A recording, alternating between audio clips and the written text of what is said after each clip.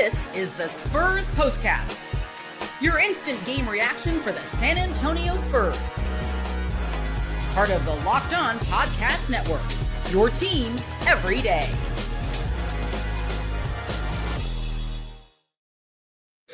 Well, nothing like a 3-hour game with a 9 o'clock Central tip time to, get you through on a Wednesday night into Thursday morning. Welcome into the Spurs POSTCAST. If you're up, that means you're dedicated. That means you're riding with us, and we appreciate that right here on Locked On Spurs for the exact reason you guys are the everydayers. You make this program special. We have a ton of fun doing it, and I speak for everyone in the Locked On podcast family. You guys are the ones that drive the program. So doing things like this, you staying up with us until 12:15 Central Time or wherever you're checking in from, we appreciate it. I'm Casey, barely hanging around.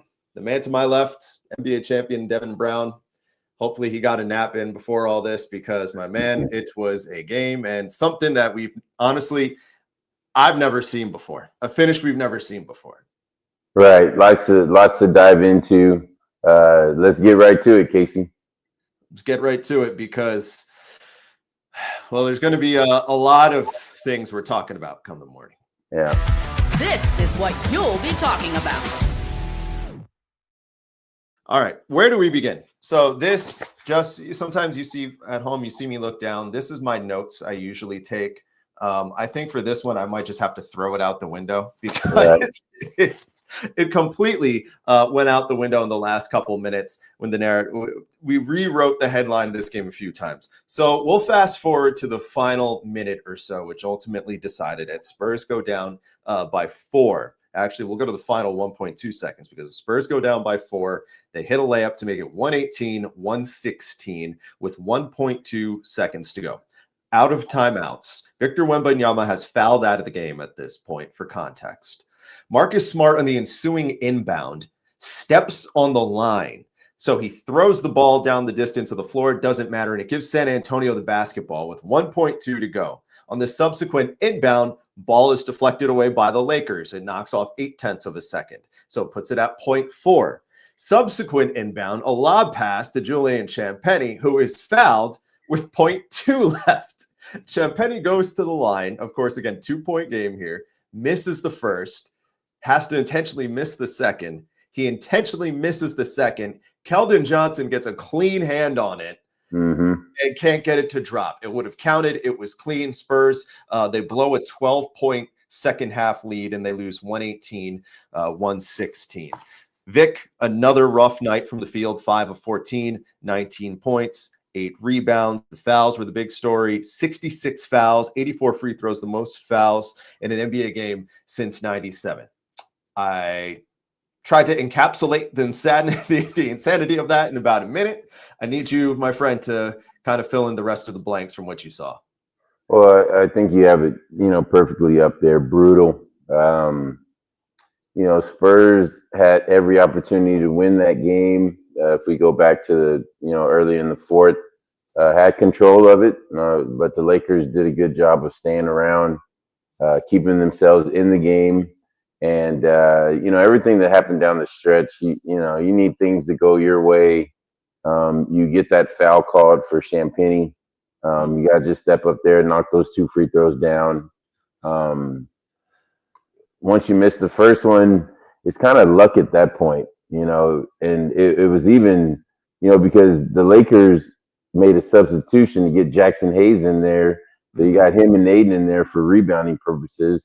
And the Spurs still got to look at it in a I don't want to say a clean look because that's a very difficult shot under that kind of pressure. And Keldon wasn't able to come down with it. But like you said, they had opportunities to win that game way before that. And it was just unfortunate in the end. Yeah, I might have to amend myself when I say clean. I guess clean, relatively speaking, probably for the circumstance, because you're right. Trying to get between 2 other guys boxing you out to still get a hand, I guess, relatively speaking.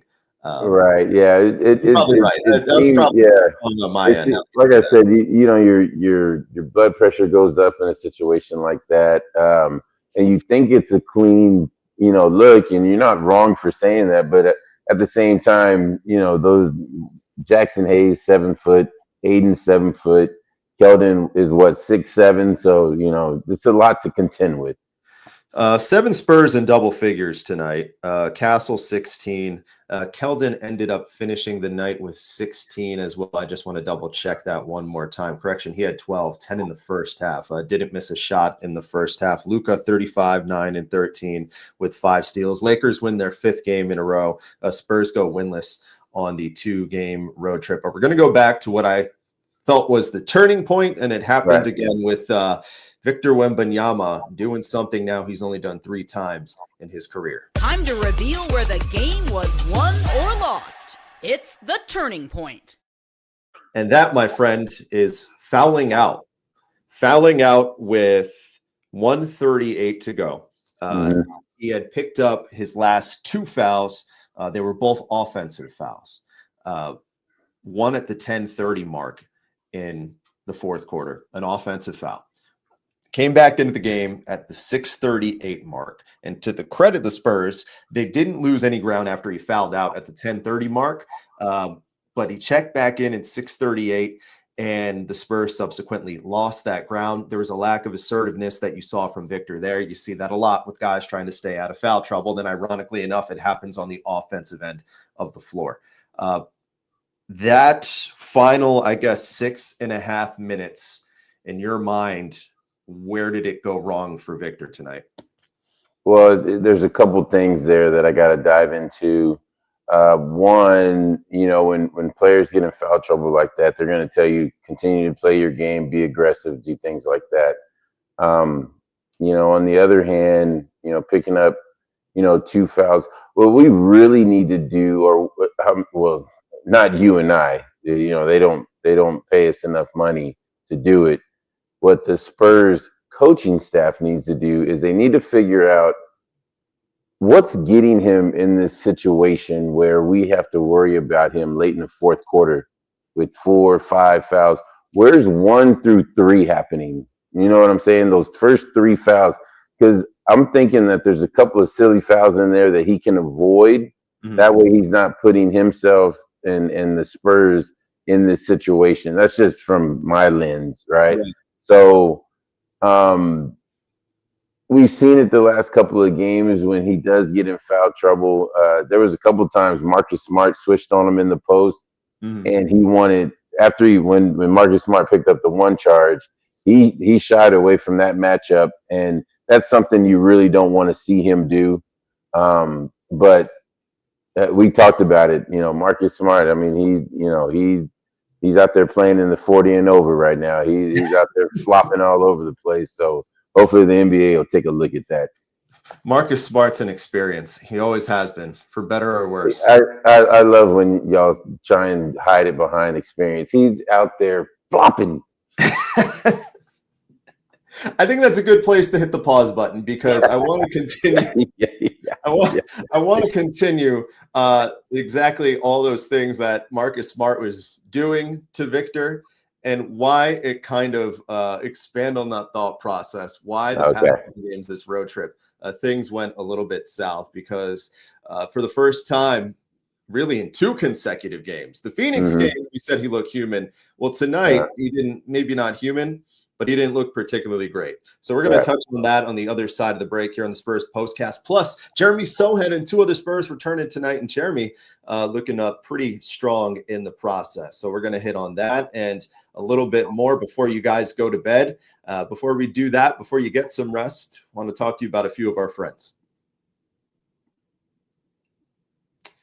Of course, FanDuel. By the way, that is the title sponsor of today's episode as well. Going to talk to you about a FanDuel product right now that, if we're being honest, it's really no better place to help us get in the action right now. The official sports betting partner of the NBA. Even if you missed the start of the game or want to ride the hot hand, FanDuel has live bets on everything from who will score to fourth quarter comebacks. I don't know if somebody's going to hit a go-ahead free throw with 0.2 seconds left. They probably do. I need to double check on that in that case tonight. Either way, right now, FanDuel is giving new customers $300 in bonus bets when your first $5 bet hits. So head on over to FanDuel.com, sign up, and play your game with FanDuel, of course, the official sports betting partner of the National Basketball Association. Also want to talk to you about Rugiet. Let's be real, making excuses doesn't solve anything. We've all heard them before. Stress, tired, happens to everyone. But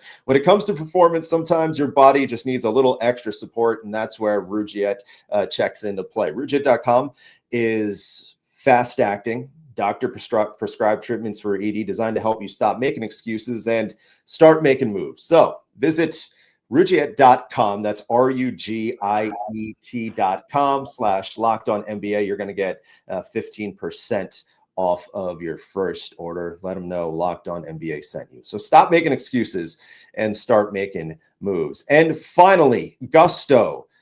Let's be real. No one starts a business for the joy of calculating tax withholdings or managing payroll spreadsheets, all that. That's the busy work. That's where Gusto checks in for you. They take the stress out of the payroll, the benefits, HR, so you can focus on running your business and supporting your team, all the stuff that really matters. It's an all-in-one remote-friendly payroll and HR platform that makes managing your team easy, fast, transparent, all that stuff you need, whether you're hiring, onboarding, taking care of payroll, right? It helps you do it all from one place. No hassle, no hidden fee. So try Gusto today. It's gusto.com, gusto.com/LockedOnNBA. Going to get 3 months free when you run your first payroll. 3 months free, gusto.com/LockedOnNBA, as we try to pick up the pieces a little bit following an eventful night in Los Angeles.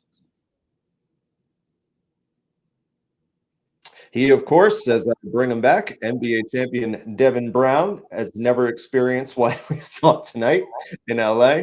My name is Casey Viera. Welcome back to the Spurs Postcast right here on Locked On Spurs, recapping a 118-116 defeat for San Antonio tonight. Their second consecutive defeat, going over the road trip, 0-2. All right, I want to go back, revisit the Victor thing. Because this is twice in a row now.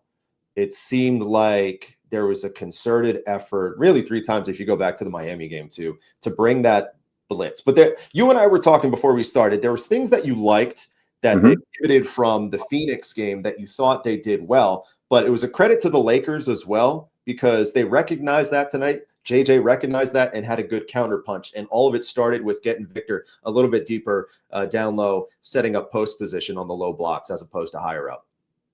Yeah, and one of the things that I talked about with you, one of the things that I definitely wanted to say and get our fans to hit on was Mitch's counter was not posting them up near that 3-point line, or even that Karl Malone line. If you go from the free throw to the corner and draw a straight line, that's the Karl Malone line. He was getting them lower, and that's where Victor needs to be. That's where he can be effective. Also, big point here. He was getting him in the middle of the court so Victor can see the whole court. All right, now you have the players in front of you. Got a couple of nice moves there. He hit a nice little free throw line jump shot. That's what you need to do moving forward with this young superstar, is just making sure that he's comfortable, getting him in multiple positions, and just letting him go to work. Listen, we got to figure this thing out together. Victor's not going to figure it out, overnight. Tim and Dave are not going to go up there double teaming him, helping him pass out of the double team. He's got to figure this thing out. He's that good of a basketball player. And Casey, I promise you, he will. That's what's going to be interesting because we've never really seen Victor go into a sustained slump. You think about, you have to take everything that happens a rookie season because he had moments of real vulnerability. You have to take that with a little bit of a grain of salt, in my opinion, at least, because he is obviously not a rookie anymore. Widely considered a top 5 to 7 player in the league. Someone in the comments, I already rolled past it, so forgive me. They said Spurs fans were spoiled with the first couple weeks of Victor. And we knew there was going to be a leveling off period. That's expected. He wasn't going to put up 40 and 15, that insane stat line that he had opening night in Dallas. But I agree. We have never really seen a sustained slump from this guy. And 2 bad games, that's one thing. But if he goes out and he struggles again against a Houston team, which probably is one of the more physical teams in the league, do you think at that point it's a conversation a little bit as opposed to just 2 off games that he had the past couple nights? Well, we're going to continue to make, Coach Mitch earn that check, because it's going to be up to him. It's up to the coach, to put these guys in a position where they can be successful. And when you have a superstar like that, you're going to have to take feedback from him. All right. And you're going to have to take feedback from the coaches that are watching all this film. And you're going to have to bring that together. All right. And they're going to have to figure this out, because let me say this, Casey, and I didn't mention this before the broadcast, but what I'm starting to see from my eyes, from my lens, is that these teams, the blueprint is to get very physical with Victor. Mm-hmm. And by the fourth quarter, let's wear him down. Mm-hmm. And this it happened tonight. They had a switch. The Lakers had a switch, and it was Dalton Connect. Mm-hmm. Dalton Connect had no intentions of guarding Victor. He just hammered him. Well, Right. What that does is it was only like the second or third team foul. Mm-hmm. So you get away with that. Plus, Dalton Connect, he's not a Draymond Green where the refs have to really, let's go and take a look at that, see if he did anything. No, they just take the ball out on the side and they move on. Well, that shot, it might, in the fourth quarter, Victor's feeling that a little bit. Mm-hmm. And no one looks at it as a big deal, but what they're doing is they are really, really playing physical with him. So especially, you mentioned Houston, you got Adams down there, you got Singala. Listen, Singala is not going to be messing around with San Antonio. He loves playing against them. And Adams, we know his history. So we're going to have to keep an eye on the adjustments that Victor and the coaching staff make. Yeah, it's true. It's very true. I think what I really find interesting about this, you and I, we talked about the level of accountability that the Spurs have now because they're relevant again, and all eyes are on this guy.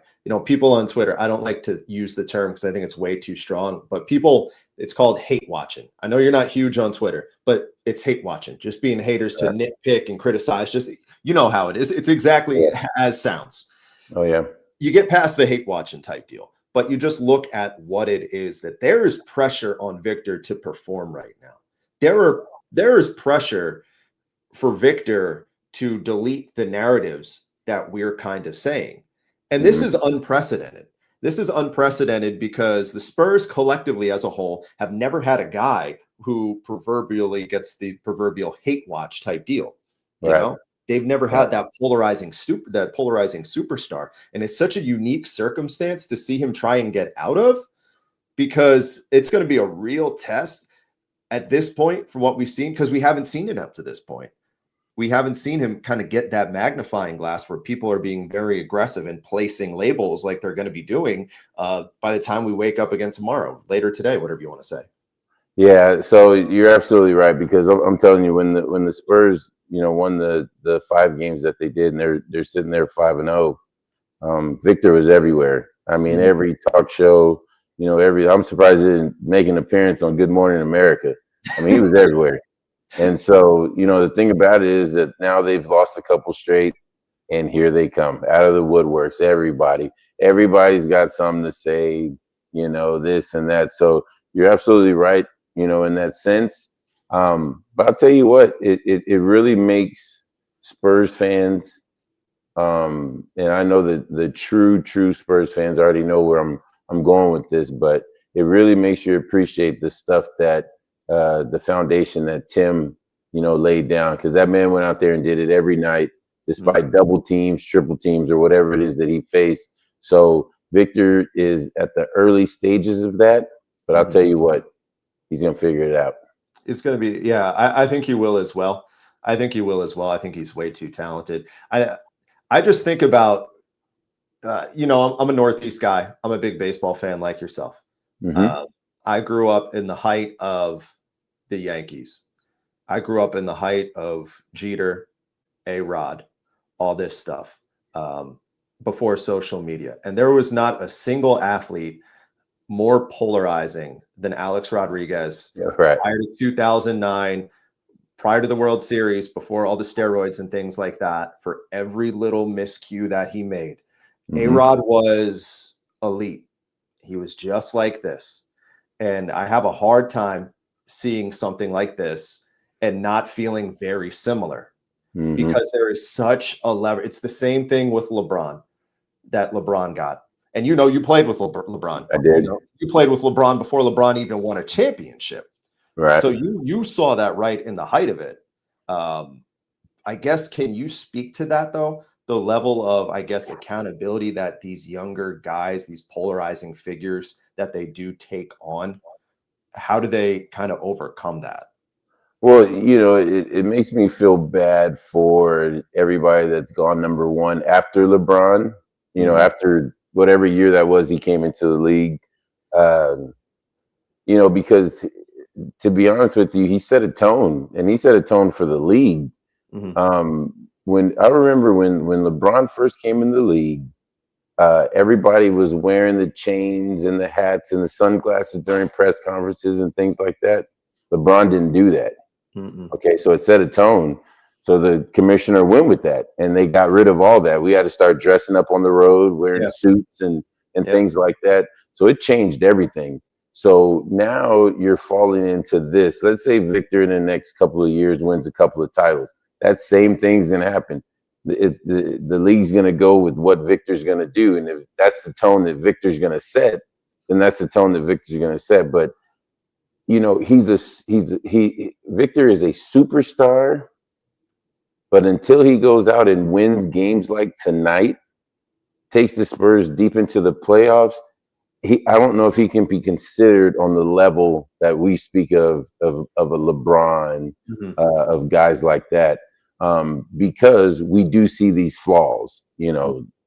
I remember, and seeing LeBron work every day when the cameras weren't there, showing up for a 10 o'clock practice at 6:30 in the morning, things like that. Like it was unbelievable that a young guy like LeBron was willing to put in the work that he did to get to where he was.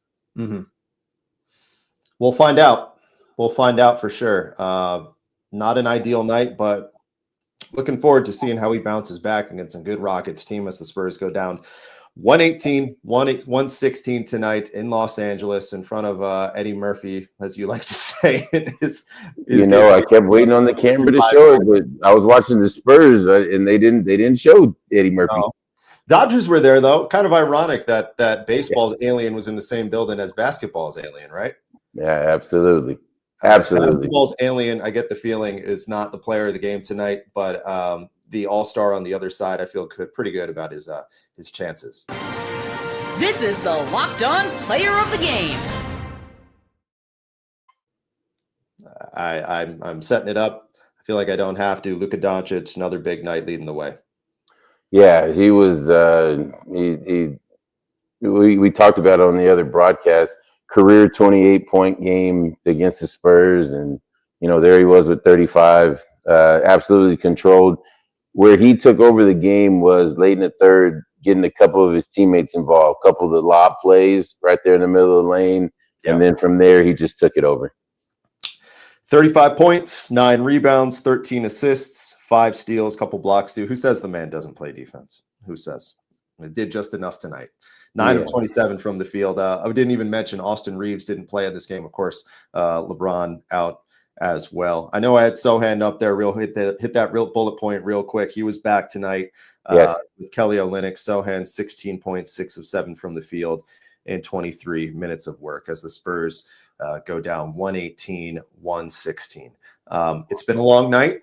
Last thing we need is a 3-hour basketball game that tips off on national TV where the most fouls in an NBA game since 97 are committed, 66.